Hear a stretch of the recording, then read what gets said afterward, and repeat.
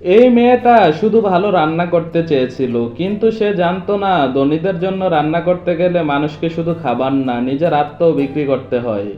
আর সেই ভুলটাই ধীরে ধীরে তাকে একটা দানবে পরিণত করে। মুভির শুরুতে আমরা দেখি আউই নামের এক সাধারণ মেয়ে, যে তার পরিবারের ছোট্ট স্ট্রিট ফুড দোকানে কাজ করে। তার জীবন খুব সাধারণ, প্রতিদিন একই কাজ, একই কষ্ট, একই সংগ্রাম। কিন্তু আউইয়ার একটা জিনিস আলাদা ছিল, তার রান্নার অসাধারণ ট্যালেন্ট। একদিন একজন ফেমাস চিফ এর অ্যাসিস্ট্যান্ট তার রান্না খেয়ে অবাক হয়ে যায়।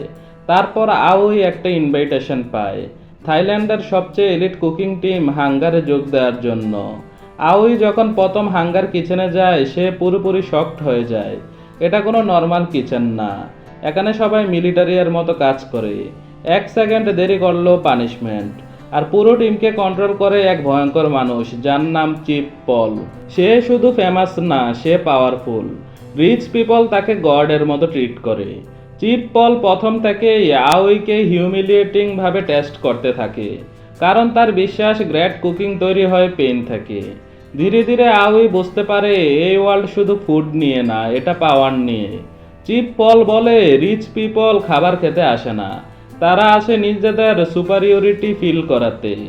একটা সিম্পল নুডলসের দাম $1000, কারণ রিচ মানুষদের স্পেশাল ফিল করাতে হবে। এবং চিপ পল এই সাইকোলজিক্যাল গেম খুব ভালো বুঝে গেছে।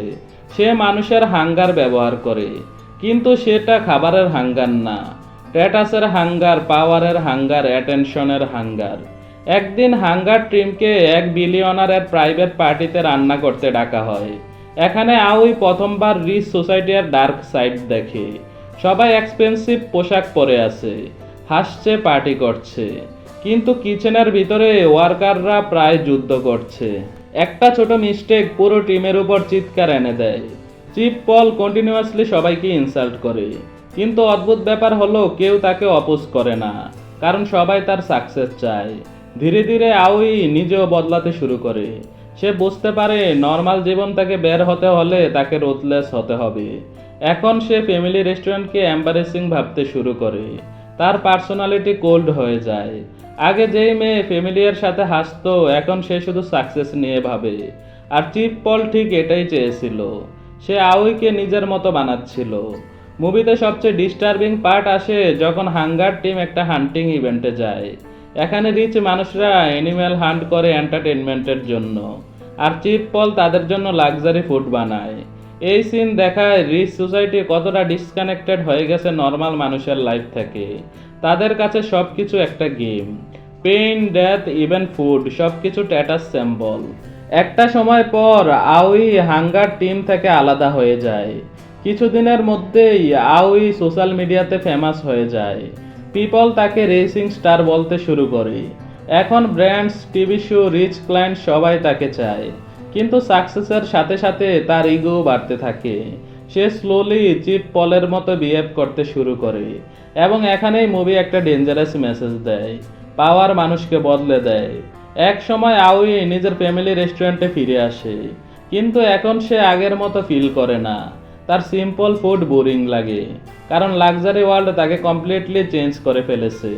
কিন্তু ইন্টারেস্টিং ব্যাপার হলো লোকেরা এখনও তার ফ্যামিলির সাধারণ নুডলস খেয়ে বেশি হ্যাপি হয় compare too expensive luxury dishes, কারণ সেখানে ইমোশন ছিল, বাস্তবতা ছিল, ভালোবাসা ছিল। শেষের দিকে আউই আর চিপ পল এর কনফ্লিক্ট শুরু হয়। আউই বুঝতে পারে চিপ পল আসলে ডিপলি ইনসিকিউর। সে রিচ মানুষদের ম্যানিপুলেট করে নিজের ইগো ফিট করার জন্য। তার পুরো এম্পায়ার ভয়ের উপর দাঁড়িয়ে আছে। এক সময় তাদের মধ্যে মেসিভ পাবলিক কুকিং কম্পিটিশন হয়। এখানে আউই ফাইনালি বুঝতে পারে ফুডের আসল পারপাস মানুষকে ইমপ্রেস করা না, মানুষকে কানেক্ট করা। মুভির শেষে আউই লাক্সারি ওয়ার্ল্ড থেকে বের হয়ে আসে।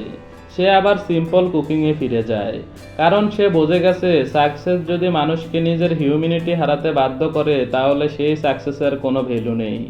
আর চিপ পল, সে নিজের ইগো আর অবসেশনের মধ্যে আটকে যায়। হাঙ্গার আসলে ফুড নিয়ে মুভি না, এটা ক্লাস ডিভাইন নিয়ে, পাওয়ার নিয়ে, রিচ আর পোর মানুষের মেন্টালিটি নিয়ে, আর সবচেয়ে বড় কথা মানুষের এন্ডলেস ডিসেন্ট নিয়ে। কারণ কিছু মানুষের হাঙ্গার কখনো শেষ হয় না।